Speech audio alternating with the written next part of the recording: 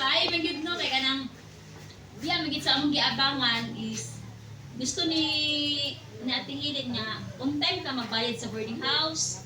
Nya na magid gyud panahon gyud nga kanang madili gani ang panalangin. Nya nay ka isa diya nga naningil sa ating hilid niya si ani kadto bang nga akong bana.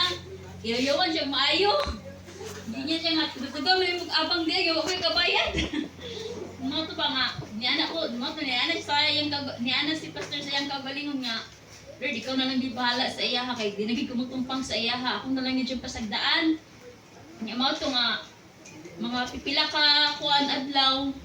Ino gi-provide na magid sa Ginoo no kay na timingan pud to nga naapoy ka ng panalangin niya ang nga dawat ba. Nya mo to ang gibayad dito sa iya ha. Nya pagbayad na mo murag na okay sa ating hilin bitaw ana nya murag na kayo ra siya pasensya pud sa amo ana nga. Pasensya na Jean, tungod kay kuan na nagkagipit pud ko mo siya ana nya.